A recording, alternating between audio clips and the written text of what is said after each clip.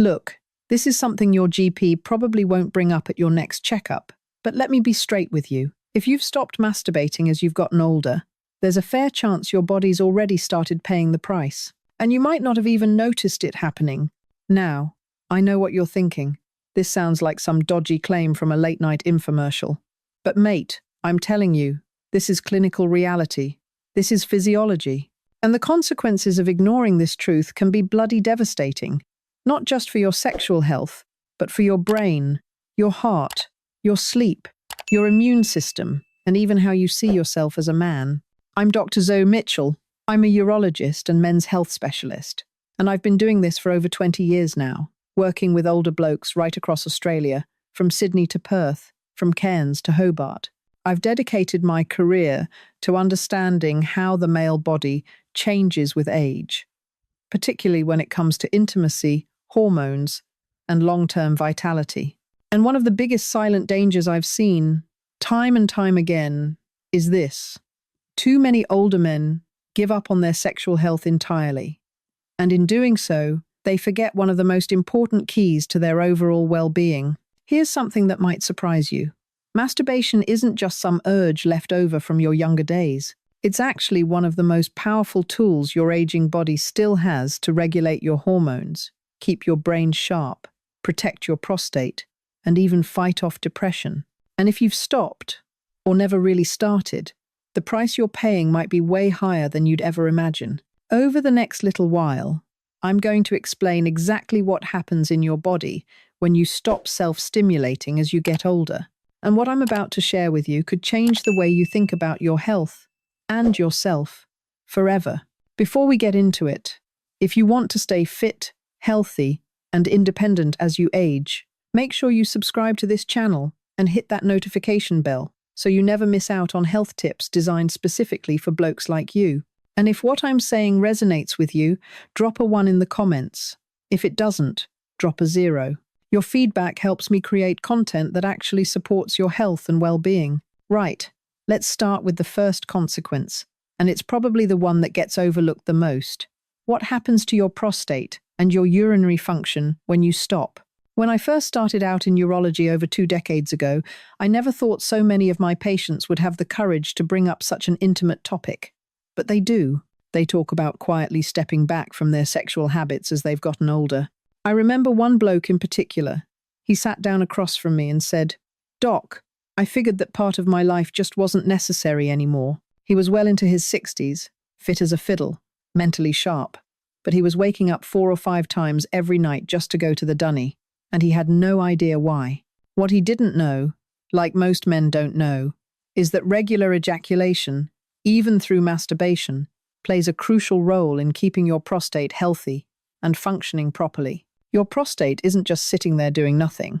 It's a living, dynamic organ. It produces fluid, it expands and contracts, and like any part of your body, if you neglect it, it suffers. Without regular stimulation and release, prostatic fluid can become stagnant. That stagnation creates the perfect environment for inflammation, swelling, and pressure, which can affect both your ability to urinate and your sexual performance. You might notice it as a heavier feeling in your bladder, a weaker stream when you pee, or a constant sense of discomfort down there.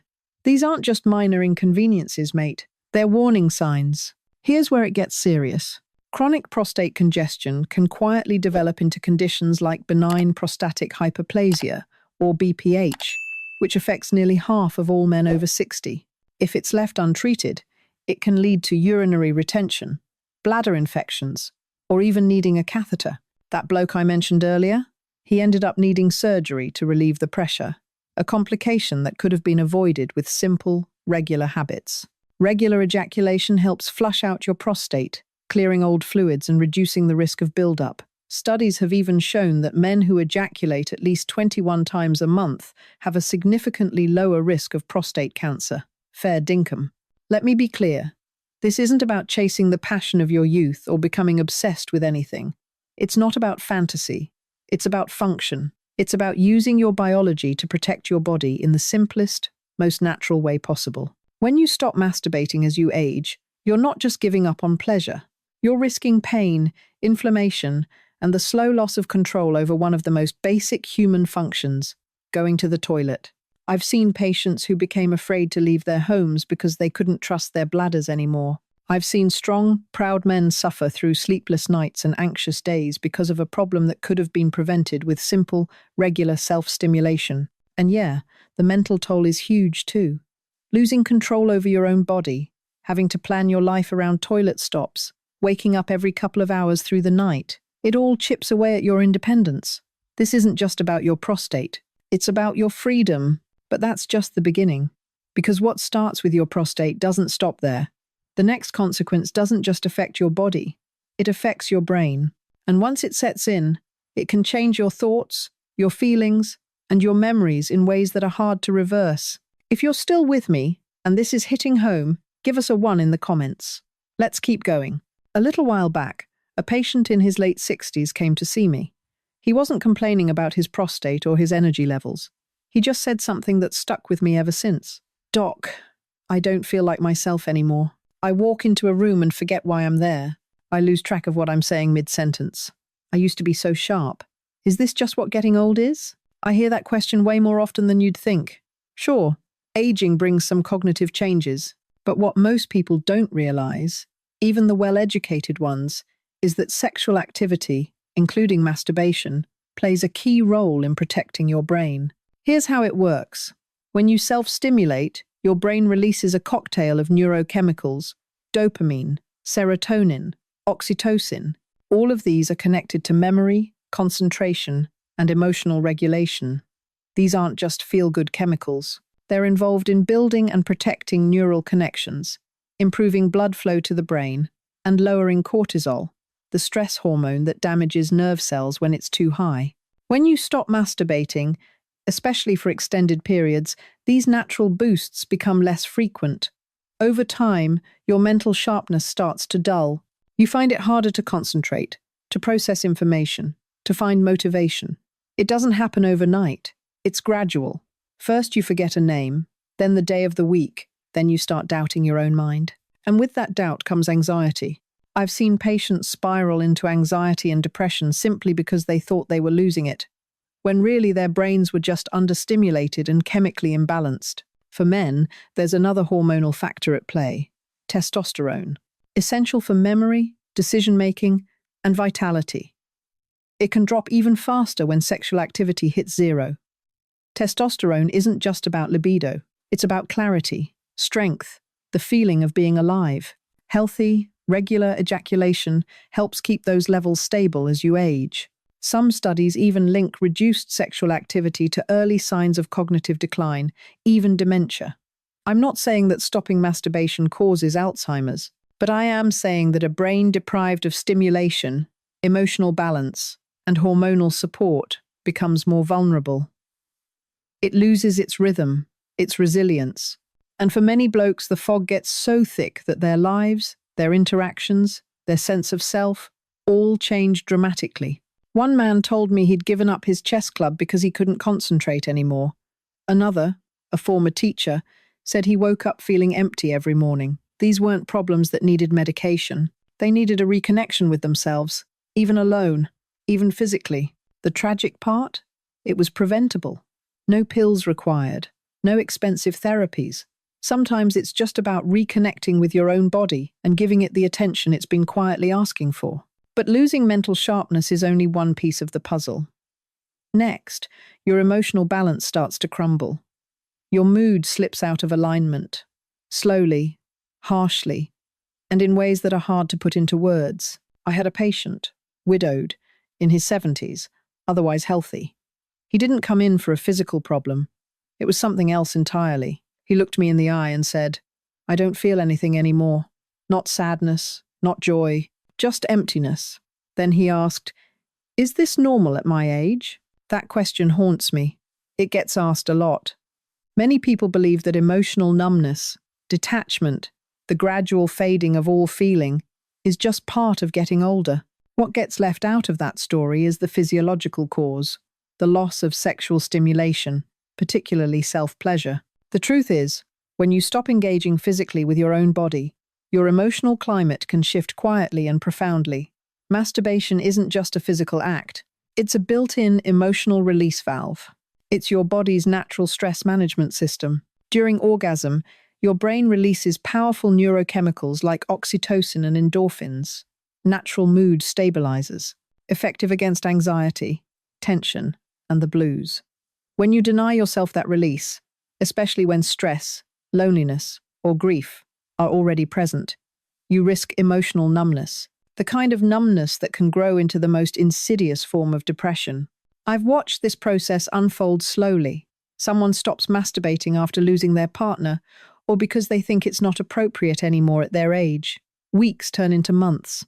They withdraw, lose interest in hobbies, avoid conversations, sleep too much or too little. Their appetite changes. Life turns grey. The cruel irony? Most don't see the connection. They feel guilty, blame fate. But what they're really missing is that simple, vital self-connection, not just for pleasure, but for emotional survival. Depression in older men often goes unrecognized because it doesn't always look like sadness. It can show up as fatigue, irritability, lack of motivation, or just not caring about anything. I've helped countless patients not with medication or formal therapy, but by encouraging them to reclaim personal intimacy. One bloke told me he felt alive for the first time in years when he touched himself again. It didn't just lift his mood. He realized he was still a living, breathing human being, not a body winding down to nothing. That small act brought back a piece of himself he thought was gone forever. This needs to be understood. Masturbation in later life isn't about lust, excess, or shame. It's about maintaining emotional health, giving your body a reason to feel and release, and remembering what it's like to be present in the moment. And when you lose that, you're not just risking sadness. You're risking isolation, emotional atrophy, and sometimes even the will to keep going. But the emotional consequences aren't the only ones. The nights get longer, sleep becomes fragmented, another hidden cost that can affect your memory, your immunity, and your risk of serious illness. Still with me? Drop a 1 in the comments if this is making sense. I remember a bloke in his late 60s who came to see me after months of insomnia. He looked exhausted, pale, worn out. "Doc, I fall asleep fine, but at 2 in the morning I'm wide awake, staring at the ceiling until sunrise." We ran tests. Nothing alarming. No sleep apnea. Nothing obvious. When I gently brought up his intimate life, he looked away. "That part of my life is over," he muttered. But that part, the one he thought was finished, might have held the key to the deep, uninterrupted sleep his body desperately needed. Sleep isn't just closing your eyes. It's a cascade of complex hormonal events, and one of the most powerful natural triggers for deep sleep is orgasm. At climax, your body releases oxytocin, prolactin, and endorphins, the perfect chemical cocktail to shift from stress to rest. At the same time, cortisol, the wakefulness and stress hormone, drops dramatically. Your breathing slows, your heart rate stabilizes, your muscles relax. That's the optimal state for restorative sleep. Now imagine robbing yourself of that process, not just occasionally, but for weeks, months, or years. That's what happens when older men give up masturbation. The body loses an essential natural lever. And in its place, restlessness, frustration, broken nights. Many reach for sleeping pills or accept exhaustion as the new normal. But the consequences of poor sleep go far beyond tiredness. Chronic sleep deprivation weakens your immune system, accelerates cognitive decline, increases your risk of heart disease, and amplifies anxiety and depression. For older blokes, it's a leading cause of falls, memory lapses, and loss of independence. I've seen so many retirees whose lives shrank, not because of serious illness, but simply because they were too tired for anything. What's frightening is that many don't even realize what they've lost. No medication, no supplement can replace what your body already has built in. Masturbation might seem like a trivial act, almost insignificant, but for some, it's the difference between 4 hours of broken sleep and 7 hours of proper rest. One patient admitted, "Since I started again, I sleep like I did 30 years ago. I didn't know how much I needed it. I thought it was just age." That's the problem. Too many men mistake biological neglect for normal aging and suffer in silence. Now, while sleep loss robs you of energy and clarity, the next consequence is even more directly physical. Let's look at what happens to your pelvic floor and circulation when intimacy disappears. A few years back, I was treating a former firefighter in his late 60s. Used to be built like a brick dunny. He came in with mild urinary incontinence and discomfort when standing for too long. It's weird, Doc. It feels like my foundation is giving way. What he was describing wasn't just aging. It was the silent weakening of his pelvic floor. And he wasn't alone. Your pelvic floor is a group of muscles at the base of your torso that support your bladder, bowel, and genitals. You don't think about these muscles until problems arise. Urine leakage, constipation, sexual dysfunction, discomfort when walking or standing. What's often overlooked is that regular sexual stimulation, including masturbation, keeps these muscles active. During arousal and orgasm, your pelvic floor contracts rhythmically. It's exercise, not for performance, but for function. It promotes blood flow to your lower body, keeps nerves and muscles connected. It's not about capability, it's about maintenance. When you stop stimulating yourself, these muscles become inactive. They atrophy. Blood flow slows. Tissue loses elasticity. Nerve response weakens. This leads to problems you might never have expected. Frequent urges to urinate, post-void dribbling, difficulty holding gas, pain during physical activity. I've seen formerly independent men avoid outings because of their bladders. Others became self-conscious about sudden dribbling when they coughed, never realizing the cause was years of abandoned circulation and muscle activity. I'll say it plainly. Neglecting this region isn't just an inconvenience. It can lead to falls, incontinence, loss of dignity, things that should never become normal. You start wearing protective underwear, planning routes around toilets, all because your body's foundation lacked stimulation and support. The longer this goes on, the harder it is to reverse. What breaks my heart is how many suffer in silence, out of shame, uncertainty, or fatalism. But here's the thing. Your body wants to keep working, even at 70, 80, or beyond. And the best support you can give it, without medication, without devices, is gentle, regular, intimate stimulation. Reconnecting isn't just about pleasure. It's about restoring strength, boosting circulation, waking up nerves, maintaining tissue, reminding your lower body that it still matters. But even this consequence is physical. The next one targets your defense system, your immunity, your cells, your ability to fight disease. Because what happens in your bloodstream after an orgasm is one of the most powerful but underrated health resources you have. One winter, a longtime patient in his 50s, generally healthy, came back to me completely run down. He'd had 3 infections that season, lingering colds, stubborn little viruses. Doc, I used to bounce back in 2 days. Now every bug knocks me flat for weeks. When the usual suspects, diet, sleep, medications, were ruled out, I took a different approach. Have you had any sexual activity lately, even on your own? He smiled awkwardly and shook his head. Nah, that's ancient history. That part of me is retired. What he didn't know, like so many don't, is that sexual activity, masturbation included, has a direct impact on your immune system. This isn't a metaphor, it's biology. During sexual arousal, especially during orgasm, your body produces a surge of biochemical substances. Not just dopamine and oxytocin for well-being, but actual immune factors. Immunoglobulin A, or IgA, rises significantly. It's a key defender against viruses, bacteria, and infections in your respiratory and digestive tracts. Endorphins also help regulate inflammation and promote healing. Now imagine going weeks or months without any of that. Your body loses a natural defense mechanism. At an age when immunity is already declining, removing this mechanism is like taking the batteries out of your smoke detector. You won't notice until it's too late. I've observed that patients who shelve their intimacy get sick more often, recover more slowly, or suffer from persistent low-grade inflammation. Without recognizing the connection, the body is sending a message. Something's missing. And it's not just about colds.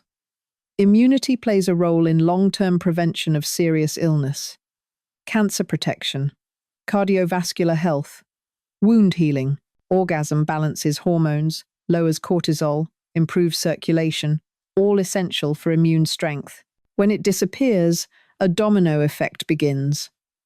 More stress, less sleep, inflammation, sluggishness. You become a weaker version of yourself. One woman, over 70 and widowed, hadn't done anything for nearly 5 years. After our honest conversation about the link between sexuality and immunity, she decided to give it a go, not for pleasure, but for health. A few months later, she came back looking brighter. I can't explain it, but I feel brand new.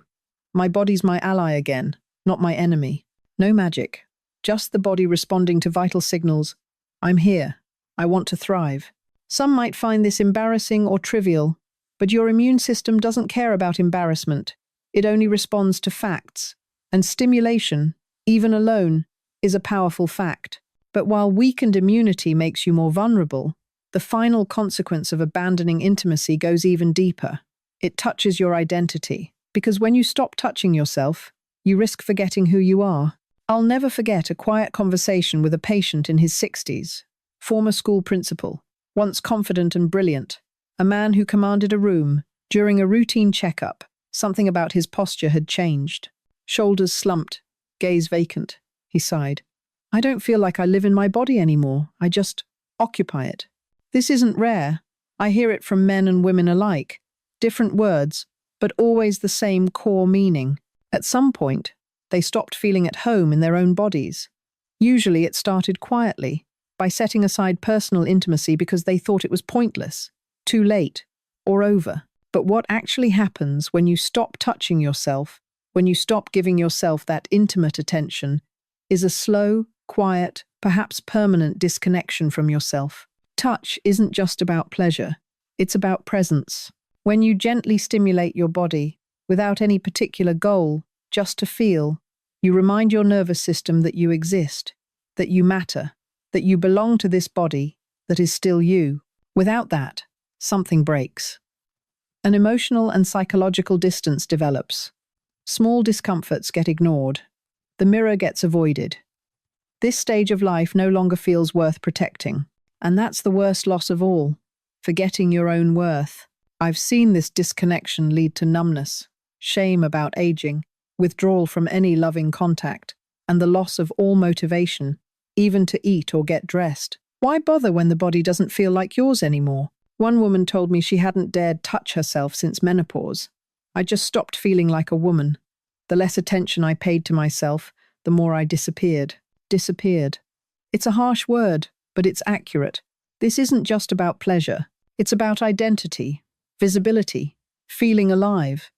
And here's the important thing. It doesn't have to be this way. Reclaiming your body through personal touch doesn't mean being sexual like you were at 20. It means honoring the life you still have. It means saying, I'm here, I feel, I deserve to be seen, even by myself. That contact, however quiet, revives self-worth. Aging doesn't mean disappearing, and value isn't tied to youth. It means coming back to yourself, and that might be the most healing act of all. Let's wrap this up and bring it all together. Because while each of these 7 consequences is serious enough on its own, together they tell an even bigger, more urgent story. After more than 2 decades with older patients, what impresses me most isn't their test results. It's the invisible, silent losses they endure. A once proud man avoiding his reflection, a once vibrant woman who hasn't felt anything inside for years. And most have been told, that's just what happens when you get old. I don't believe that for a second. And if you've stuck with me this far, I reckon you don't either. The truth is, once you give up on your sexual life, a chain of quiet consequences begins. We've talked about them: the steady decline of urinary and prostate health without regular release, the brain dulling from lack of stimulation, depression, sleep problems, failing circulation, immune weakness, and above all, the slow erosion of your sense of self until you become a stranger to your own body. These aren't minor hints. These aren't normal signs of aging. These are warnings. I've watched so many patients drift into disconnection, only to bloom again, to get that spark back in their eyes, once they became intimate with themselves again. You don't need anyone else for this. You don't need to be young or in perfect health. You just need permission, your own permission, to grant yourself the dignity of intimacy. Right now, I know this topic can be uncomfortable. Many were never taught to see caring for their sexuality beyond a certain age as normal. But hear this from a doctor who's walked alongside thousands of lives. It's not just allowed, it's essential. Masturbation in later life isn't an end in itself. It's circulation, clarity, hormonal balance, emotional grounding, immune defense, identity anchor. It's not a luxury, it's self-care, an affirmation that you're still alive and responsible for this body. A patient once told me, "I didn't know how much I'd missed myself until I touched myself again." That's what this is about. Not just surviving, but feeling alive. Filling these years with presence, dignity, and joy. If you've forgotten this, ignored it, or judged yourself for it, I'm inviting you to rethink this part of your life. Reconnect. Remember that your body is listening, capable, and still worthy. Start small, stay curious, be gentle, but most importantly, start. Because taking care of this part of yourself isn't just about protecting your health, it's about taking your life back into your own hands. Now, a few of you have asked in the comments whether this applies to women as well. Absolutely, it does. The principles are very similar, though the specifics differ a bit. I'm actually working on a dedicated video for women on this exact topic, so make sure you're subscribed so you don't miss it. And for those of you who've had prostate surgery and are wondering where this leaves you, don't worry, you're not forgotten. That's another video I'm putting together, because it's a bloody important question that deserves a proper answer. If what I've shared today has resonated with you, don't keep it to yourself. Give this video a like, share it with someone who might need to hear it, and leave a comment. Whether you agree, you're skeptical, or you've got questions, your voice matters. Your experience might help someone else recognize themselves. Cheers for watching. And take care of yourselves.